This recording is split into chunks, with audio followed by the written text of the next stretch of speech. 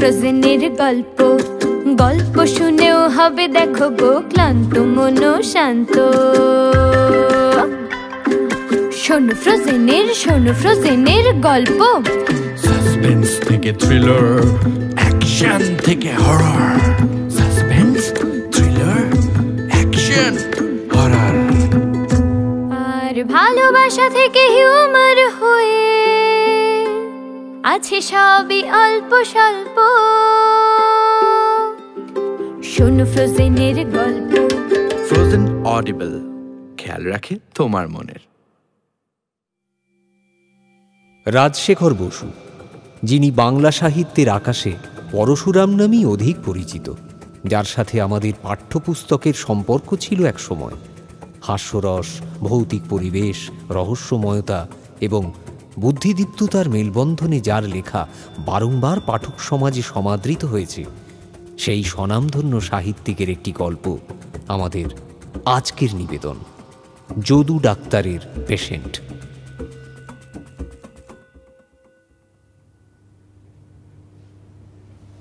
ক্যালকাটা ফিজিসার্জি ক্লাবের সাপ্তাহিক সান্ধ্য বৈঠক বসেছে। আজ বক্তৃতা দিলেন হরিশ চাকলাদার, এমডি, এলআরসিপি, এমআরসিএস। মৃত্যুর লক্ষণ সম্বন্ধে তিনি অনেকক্ষণ ধরে অনেক কথা বললেন। 4-5 ঘন্টা শ্বাসরোধের পরেও আবার নিঃশ্বাস পড়ে। ফাঁসির পরেও কিছুক্ষণ হৃদস্পন্দন চলতে থাকে। 2 হাত পা কাটা গেলেও এবং দেহের অর্ধেক রক্ত বেরিয়ে গেলেও মানুষ বাঁচতে পারে ইত্যাদি। অতএব রাইগার মর্টিস না হওয়া পর্যন্ত, অর্থাৎ দ্বিজেন্দ্রলালের ভাষায় কুঁকড়ে আড়ষ্ট হয়ে না গেলে একেবারে নিঃসন্দেহ হওয়া যায় না। বক্তৃতা শেষ হলে যথারীতি ধন্যবাদ দেওয়া হলো। কেউ কেউ নানা রকম মন্তব্য করলেন। বক্তার সহপাঠী ক্যাপ্টেন বেনি দত্ত বললেন, ওহে হরিশ, তুমি বড্ড হাতে রেখে বলেছ। আসল কথা হচ্ছে ধর থেকে মুন্ডু আলাদা না হলে নিশ্চিন্ত হওয়া যায় না। শিবপুরের দশরথ কুণ্ডুর কথা শোনোনি বুঝি? বুড়ো হার কঞ্জুস, অগাধ টাকা, মরবার নামটি নেই। ছেলে রামচাঁদ হতাশ হয়ে পড়ল। অবশেষে একদিন বুড়ো মুখ থুবড়ে পড়ে গেল। নিঃশ্বাস বন্ধ হলো, নাড়ি থামল, শরীর হিম হয়ে ছিটকে গেল।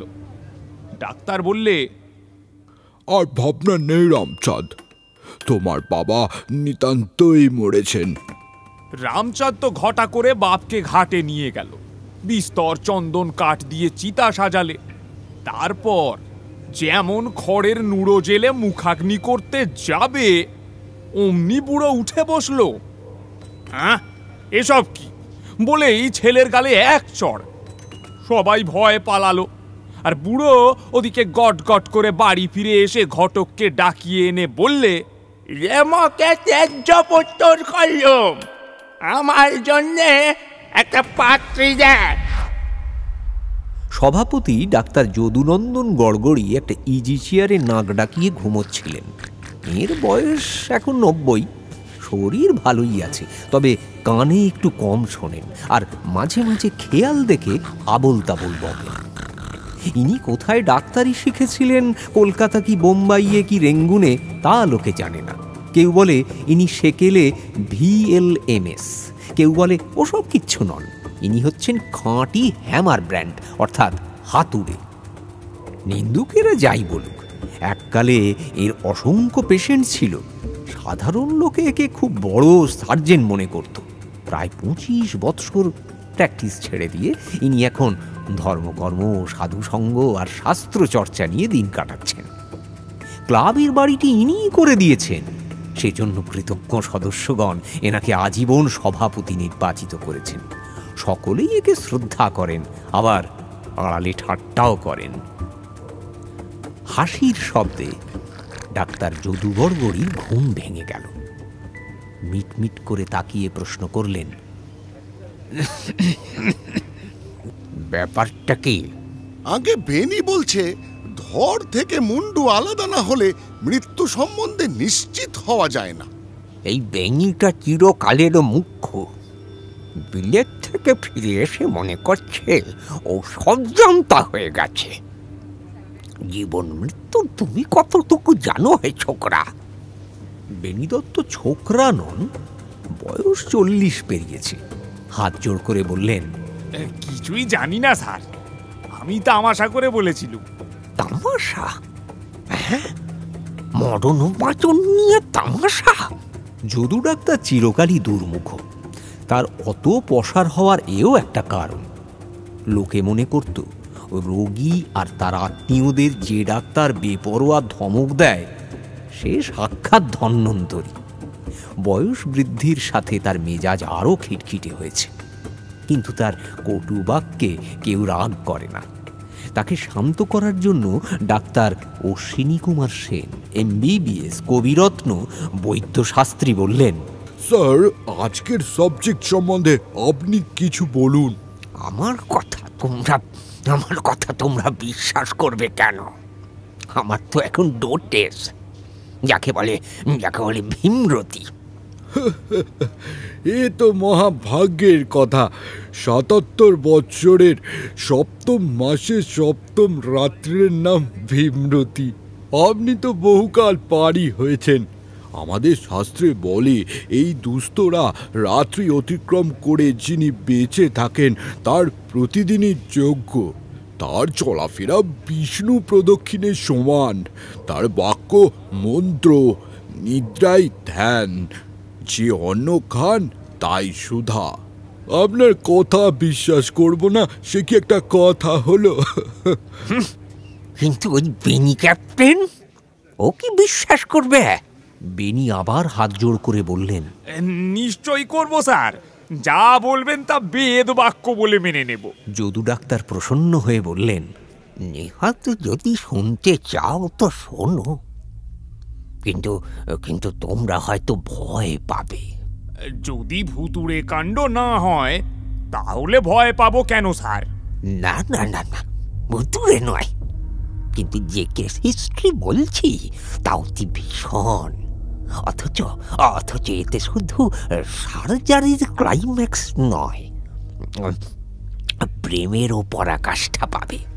বাহ, বিভীষিকা, সার্জারি আর প্রেম, এর চাইতে ভালো কম্বিনেশন আর হতেই পারে না। আপনি আরম্ভ করুন স্যার, আমরা শোনার জন্য ছটপট করছি। ডাক্তার যদুনন্দন গড়গড়ি বলতে লাগলেন,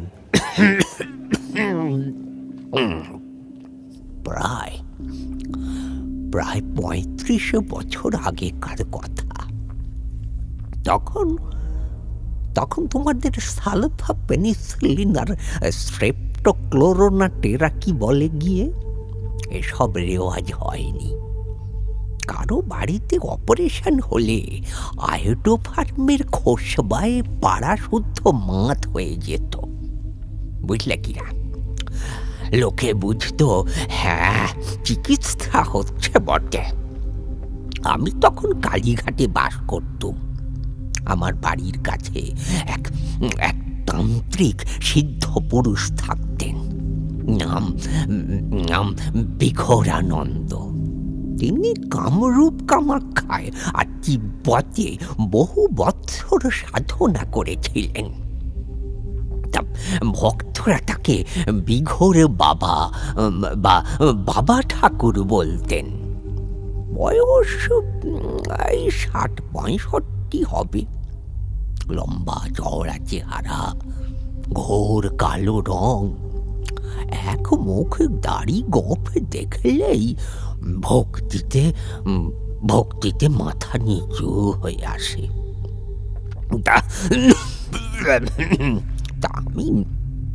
আমি তার কার্বন কল অপারেশন করেছিলাম।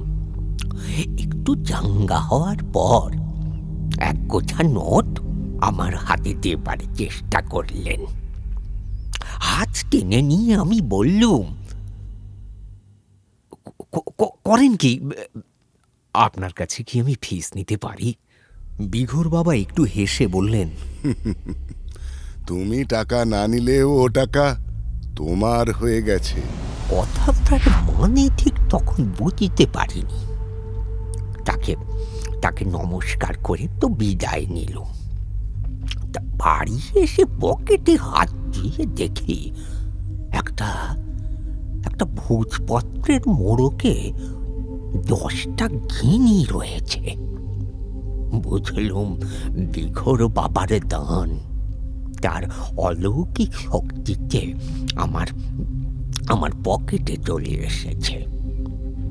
তারপর থেকেই মাঝে মাঝেই তার কাছে যেতুম, নানা আশ্চর্য তত্ত্ব কথা শুনতুম। বছরখানিক পর তিনি কালীঘাট থেকে চলে গেলেন। তার একজন বড়লোক ভক্ত ত্রিবেণীর কাছে গঙ্গার ধারে একটি আশ্রম বানিয়ে দিয়েছিলেন। সেখানে গিয়েই রইলেন, একাই থাকতেন। তবে ভক্তরা মাঝে মাঝে তাকে দেখতে যেতেন। তারপর 2 বৎসর আমার সাথে তাঁর দেখা হয়নি, খবরও কিছুই পাইনি। একদিন বেলা 12টায় বাড়ি ফিরে এসেছি। একটা হার্নিয়া, 2টো অ্যাপেন্ডিক্স, 3টে টিউমার, 4টে টনসিল আর গোটা 5 হাইড্রোসিল অপারেশন করে অত্যন্ত ক্লান্ত বোধ করছি। নাওয়া খাওয়ার পর স্ত্রীকে বললুম, দেখো, বিকেল 4টে পর্যন্ত ঘুমোবো, খবরদার কেউ যেন না ডাকে। কিন্তু কিন্তু ঘুমোবার যোগ কি? ঘণ্টাখানেক পরে গিন্নি ঠেলা দিয়ে বললেন, শুনছো? কি গো ওগো, শুনছো? বলছি জরুরি তার এসেছে, ওঠো। ছিঁড়ে ফেলে দাও। আরে এ যে বিঘোর বাবার তার। ওগো, টেলিগ্রামটা পড়তেই হলো। লিখেছেন, এখনই চলে এসো, মোস্ট আর্জেন্ট কেস। কাল বিলম্ব না করে তখনই মোটরে রওনা হলুম। ব্যাগটা সঙ্গে নিলুম। তাতে শুধু মামুলি সরঞ্জাম ছিল। কিরকম কেস কিছুই তো জানা নেই, সেই জন্য বিশেষ কোনো ওষুধপত্র নিতে পারলুম না। শীতকাল, পৌঁছতে সন্ধে হয়ে গেল। বিঘোর বাবার আশ্রমটি ত্রিবেণীর কাছে কাকমারি গ্রামের গঙ্গার ধারে, খুব নির্জন স্থান। কাছাকাছি কোনো লোকালয় নেই।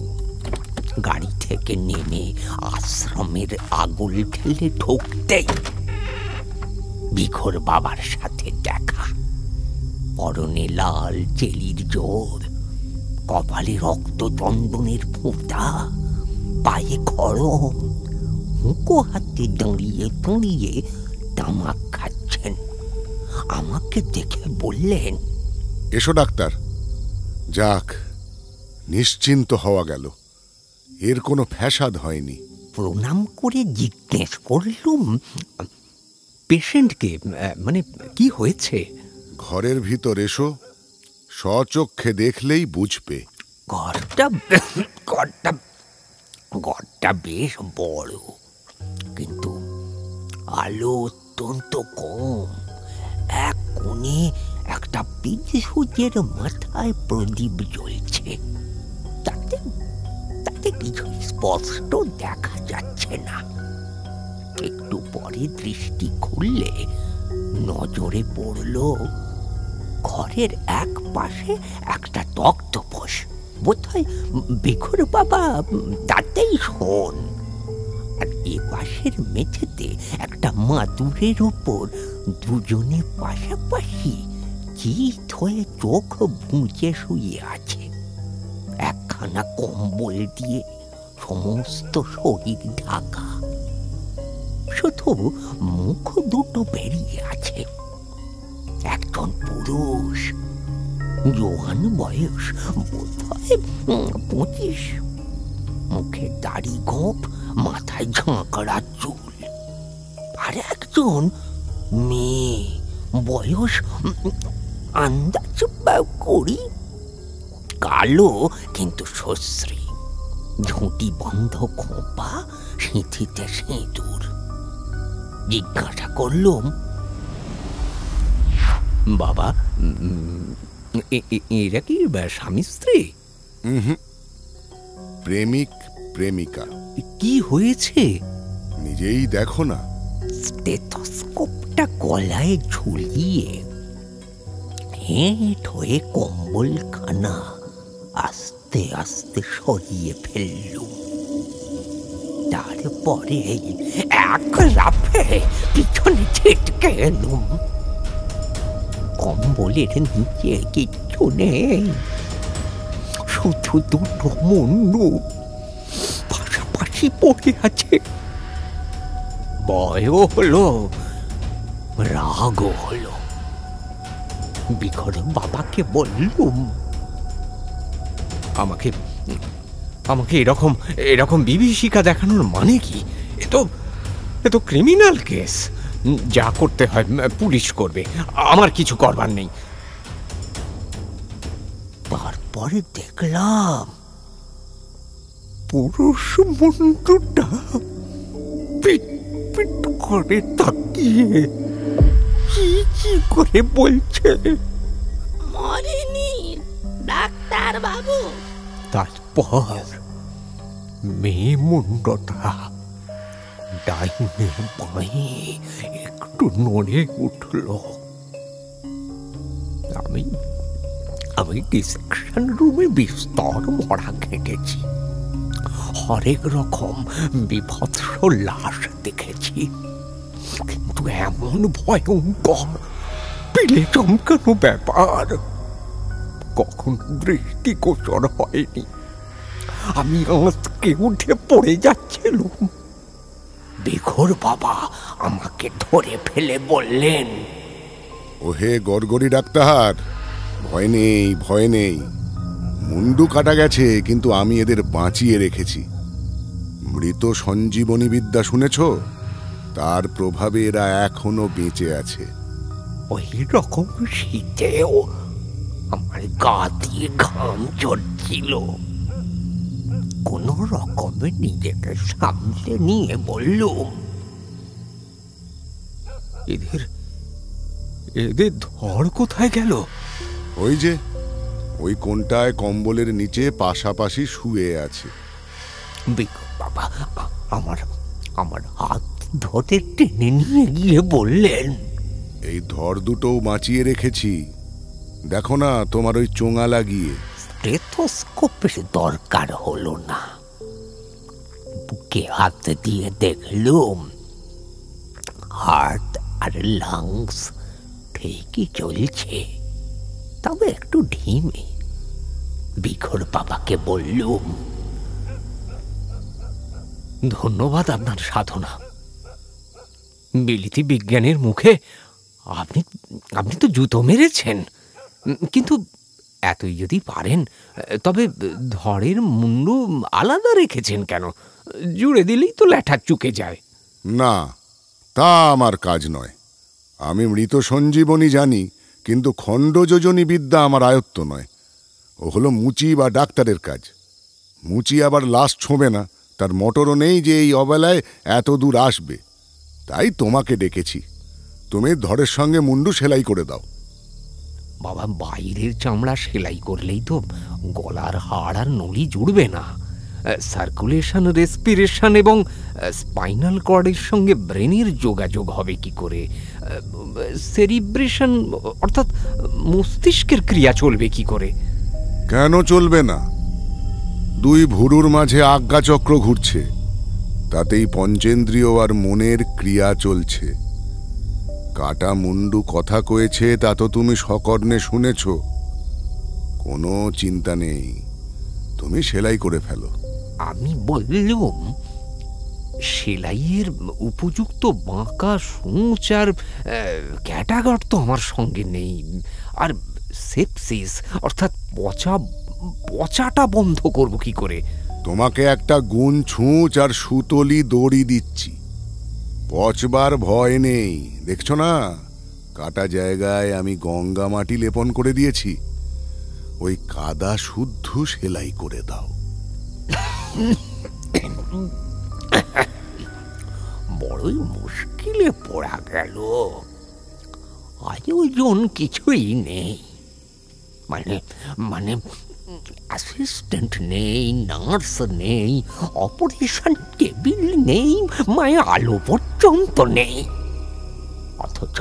অথচ বিঘোর বাবা আমাকে আমাকে এমন সার্জারি করতে বলছেন যা যা কসমিন কালে কোথাও হয়নি। ক্যাপ্টেন বেনি দত্ত বললেন, হয়েছিল স্যার, গজানন গণেশ আর অজানন দক্ষ। আরে আরে তারা হলেন সব দেবতা। আচ্ছা আচ্ছা বেনি, আজকাল বড় অপারেশনের আগে তোমরা তোমরা হরেক রকমের টেস্ট করাও তো? আগে হ্যাঁ, blood pressure, blood sugar, blood count, X ray photo, cardiogram প্রভৃতি মামুলি রুটিন টেস্ট তো আছেই। তাছাড়া non protein nitrogen, total heavy hydrogen, body ফ্যাটের আয়োডিন ভ্যালু, হাড়ের ইলাস্টিসিটি, দাঁতের রেডিও অ্যাক্টিভিটি, চামড়ার স্পেকট্রোগ্রাম, এইসবও দেখা দরকার। অধিকন্তু রোগী আর তার আত্মীয়দের ইন্টেলিজেন্স কোশেন্ট টেস্ট করলে ভালো হয়। আর শাঁসালো পেশেন্ট হলে অন্তত 20 জন স্পেশালিস্টের রিপোর্ট নেওয়া চাই। আর গরিব পেশেন্টকে বলে দিই, উঁচু দরের চিকিৎসা তোমার সাধ্য নয় বাবু, দাতব্য হোমিওপ্যাথি খাও গিয়ে, না হয় 5 শিকের মাদুলি ধারণ করো। ওই তো আমাদের আমলে অত সব ছিল না হে, অত সব ছিল না। জীব আর নারী, থার্মোমিটার আর স্টেথোস্কোপ, এটাই যা করার করে দিতুম। আর এই 2 পেশেন্টের তো চূড়ান্ত অপারেশন, মানে মুন্ডচ্ছেদ আগেই হয়ে গেছে। এখন তো টেস্ট করা মানে বৃথা। যাক, তারপর যা হয়েছিল শোনো। আমাকে দ্বিধাগ্রস্ত দেখে বিঘোরানন্দ আমার কাঁধে হাত দিয়ে বললেন, অত মাথা ঘামিও না ডাক্তার, শুধু সেলাই করে দাও, বাকিটুকু কুলকুণ্ডলিনী নিজেই করে নেবেন। বাবা ঠাকুর, ধরের সাথে মুন্ডু সেলাই করা সার্জেনের কাজ নয়, থিয়েটারের বাবা মুস্তাফার কাজ। বেশ, আপনার আজ্ঞা পালন করব, কিন্তু এই দুজনের হিস্ট্রি তো বললেন না, এদের এমন দশা হলো কি করে? বিঘোরানন্দ এই ইতিহাস বললেন। মেয়েটার নাম পঞ্চি, ওর বাপ হরিকামার বাঁশবেড়েতে থাকে। পঞ্চির বিয়ে হয়েছে কাকমারি গ্রামের রমাকান্ত কামারের সঙ্গে। রমাকান্ত লোকটা অতি দুর্দান্ত, দেখতে যমদূতের মতন, বদরাগী আর তার ওপর মাতাল। সে জমিদার বাড়িতেই প্রতি বৎসর নবমী পুজোয় 108টা পাঁঠা, 10টা ভেড়া আর গোটা 2 মোষ এনে এক কোপে কাটে। পঞ্চি তাকে বিয়ে করতে চায়নি। তার বাপ টাকার লোভে জোর করে বিয়ে দিয়েছে। রমাকান্ত বজ্জাত হলেও আমাকে খুবই ভক্তি করে, আমার অনেক ফরমাস ও খাটে। সে পঞ্চির ওপর অকথ্য অত্যাচার করত, আমি ধমক দিয়েও কিছু করতে পারিনি। এরকম ক্ষেত্রে যেমন হয়ে থাকে তাই হলো। এই যে পুরুষটার মুন্ডুটা দেখছো, ওর নাম জটিরাম বৈরাগী। তোর দেশের লোক নয় রে পঞ্চি? পঞ্চির মাথা ওপর নিচ একটু নড়ে উঠে সায় দিলে। এই জটি ছোকরা কীর্তন গায় ভালো, তার জন্য নানা জায়গা থেকে ওর ডাক আসত। জটিরাম মাঝে মাঝে এই গাঁয়ে এলে পঞ্চির সঙ্গে দেখা করত। শেষটায় দুজনায় প্রেম হলো। পঞ্চির ভুরু আর ঠোঁট একটু কুঁচকে উঠল।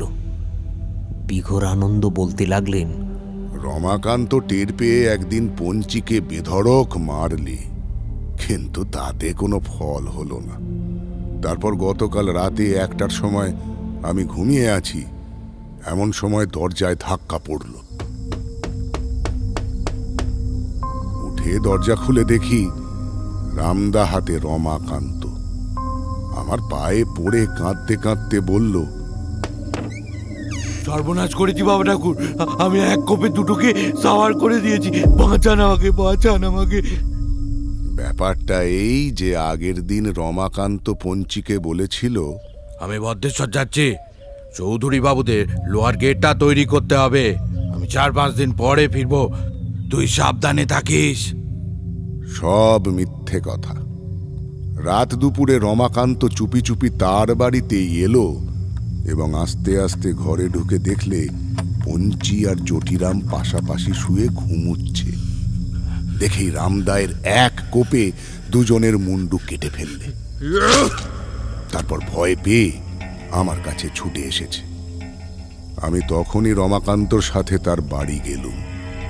প্রথমেই মৃত সঞ্জীবনী বিদ্যা প্রয়োগ করে পঞ্চি আর জটিরামের সূক্ষ্ম শরীর আটকে ফেললুম।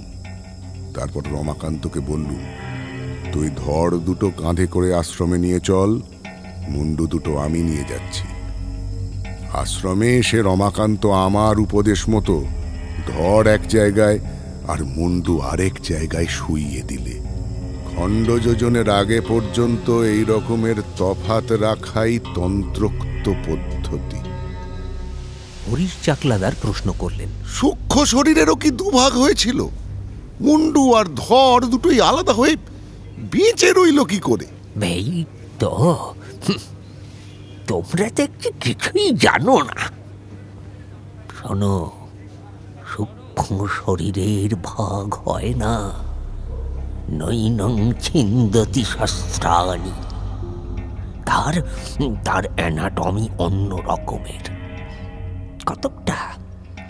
কতকটাই অ্যামিবার মতন, কিন্তু ঢের বেশি ইলাস্ট্রিক।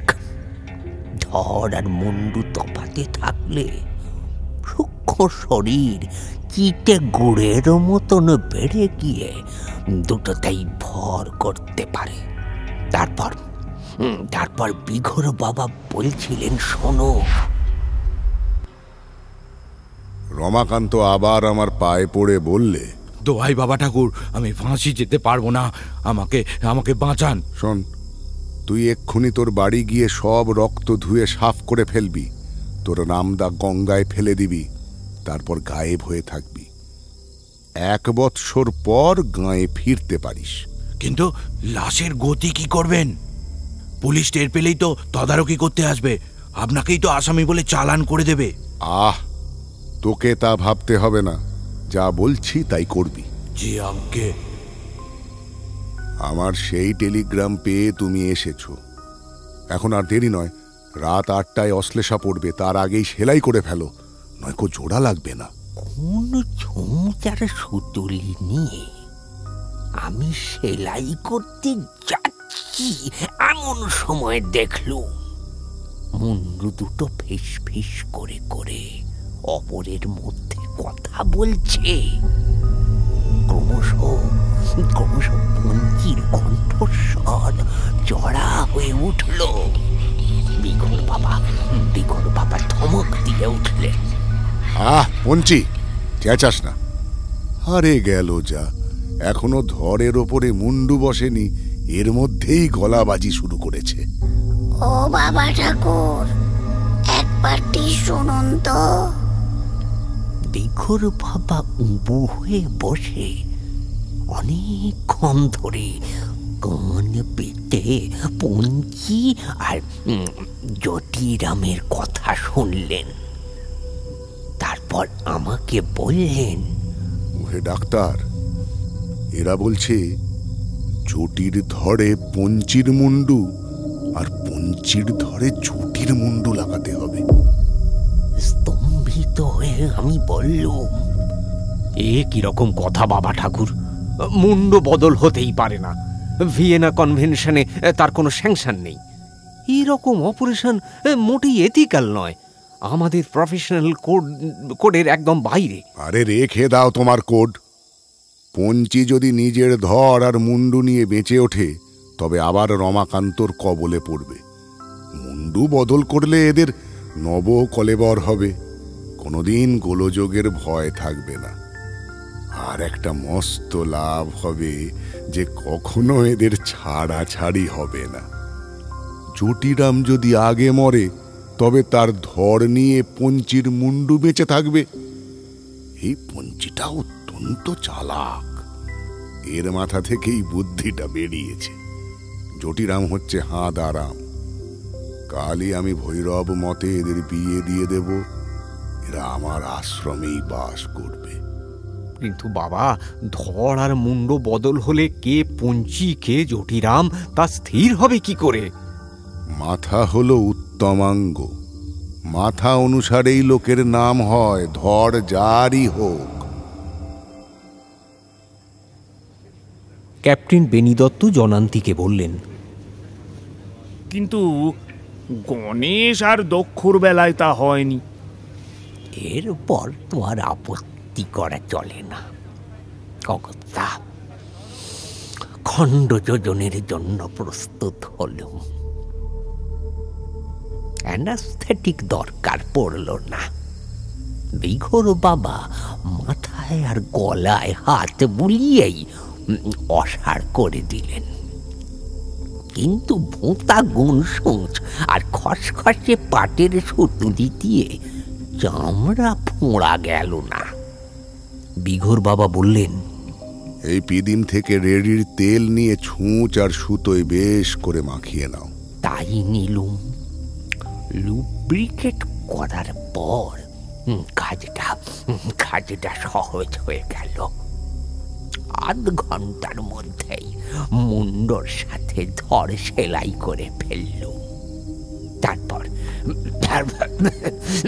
তারপর বিঘোর বাবাকে বললুম, এখন বাবা এদের শরীরে কিছু তাজা রক্ত পুরে দেওয়া দরকার। অভাবে 500 সিসি গ্লুকোজ স্যালাইন। কিন্তু এই পাড়াগাঁয়ে জোগাড় হবে কি করে? যদি নেহাতি বেঁচে থাকে তবে এরপর কিছুদিন লিভার এক্সট্রাক্ট, ব্লাড পিলস আর ভিগারজিন খাওয়াতে হবে, নইলে গায়ে তো জোর পাবে না। না না, ও সব ছাই ভস্য চলবে না বাপু। এখন এরা সমস্ত রাত ঘুমুবে। কাল সকালে জেগে উঠে ছোলা গুড় দিয়ে খান কতক রুটি পথ্য করবে। তারপর বেলা হলে পঞ্চি ভাত চড়িয়ে দেবে আর লঙ্কা বাটা দিয়ে কাঁকড়া চচ্চড়ি করবে। তাতেই বলবান হবে। জটিরাম তো আবার গাঁজা খায়, নয় রে জাটা? জটিরাম দাঁত বের করে বললে,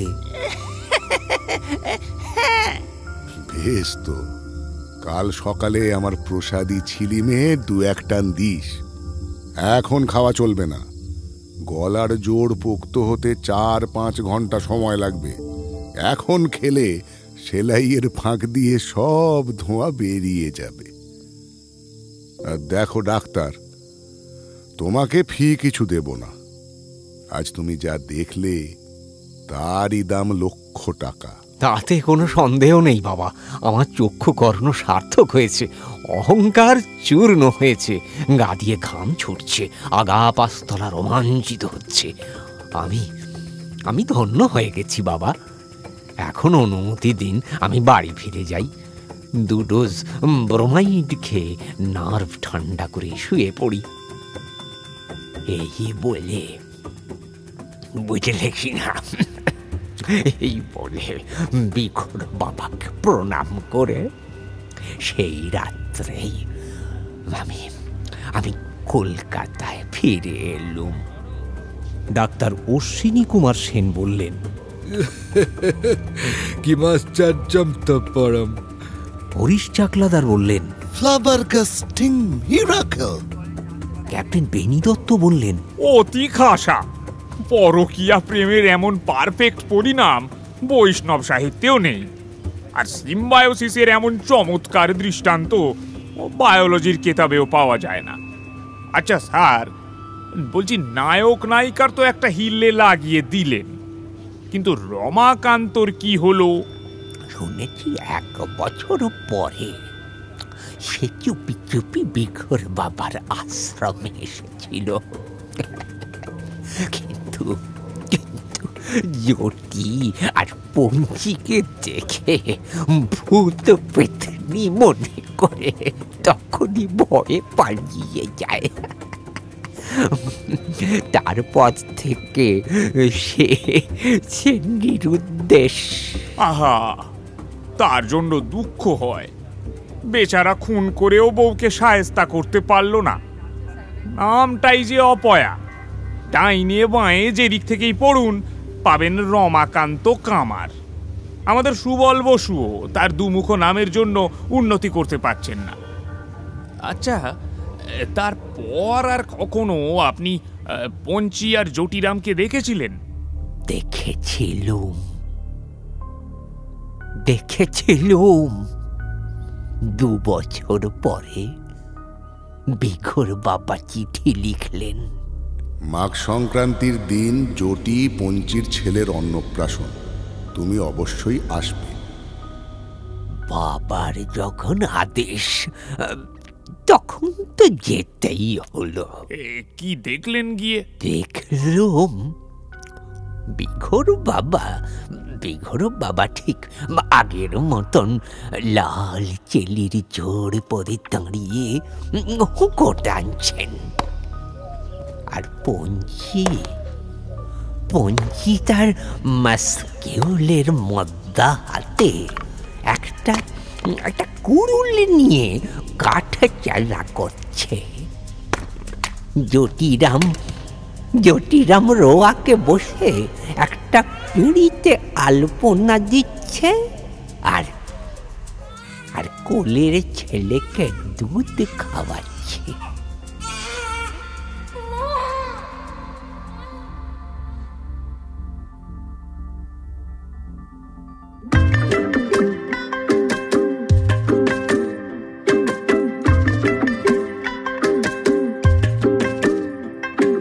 শোনো ফ্রোজেনের গল্প, গল্প শুনেও হবে দেখো গো ক্লান্ত মন শান্ত। শোনো ফ্রোজেনের গল্প, সাসপেন্স থেকে থ্রিলার, অ্যাকশন থেকে horror. Suspense, thriller, action, horror. আর ভালোবাসা থেকে হিউমার হয়ে আছে সবই অল্প স্বল্প। শোনো ফ্রোজেনের গল্প। ফ্রোজেন অডিবল, খেয়াল রাখে তোমার মনের।